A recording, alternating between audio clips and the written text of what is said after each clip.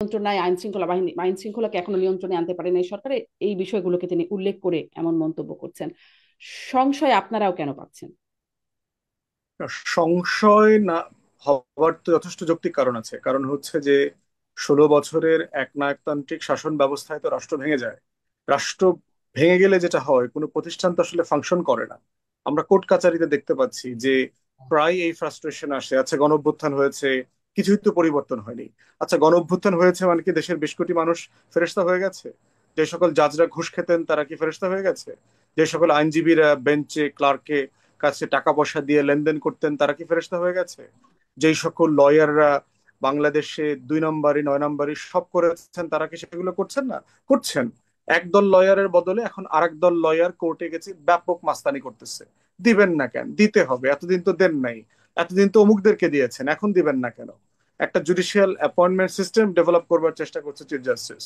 এটা কেউ বাংলাদেশে একটা বিশাল সংখ্যা আইনজীবী সিম্পলি মেনে নিতে পারছে না। কারণ তদবিরের মাধ্যমে তার চাকর বাকর চেলা চামুন্ডাকে জাজ বানানোর যে ঐতিহাসিক কালচার ছিল আমাদের, সেটা বিঘ্নিত হতে পারে। তাহলে প্রশ্ন হচ্ছে, বাংলাদেশ তো সাডেনলি এখন কোন দল আকাঙ্ক্ষা করছে? আকাঙ্ক্ষা বদল হয়েছে, আকাঙ্ক্ষা তৈরি হয়েছে, কিন্তু মানুষ তো ফেরেশতা হয়ে যায়নি। আমাদের প্রশাসনের 80% লোক এখনো তো আওয়ামী লীগের আমলের দোসরি পনার সাথে ইনভলভ ছিলেন, রাতের ভোট করে দিয়েছেন। সেই সকল ডিসিএসপিরা তো এখনো আছে। আমাদের আর্ম ফোর্সেসে যারা সিল সপ্পর মেরেছেন 111 থেকে শুরু করে, তারাও তো এখন আছে। এখন একটা রাষ্ট্র তৈরি করবার যে একটা লম্বা প্রসেস, এই প্রসেসটা তো নষ্ট হয়ে গেছে, ভেঙে গেছে।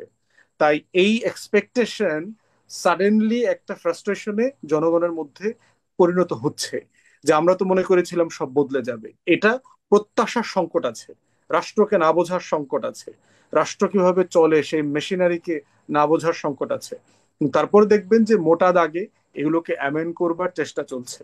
এটাকে চ্যালেঞ্জ আকারে এই পার্টির চেয়ারম্যান বলেছেন যে এই চ্যালেঞ্জ গুলো আছে, যদি এটাকে পারসেপশন আকারে অ্যাড্রেস করা না হয় তাহলে তো সরকারের সাথে জনগণের দূরত্ব বাড়বে, এটা সত্য।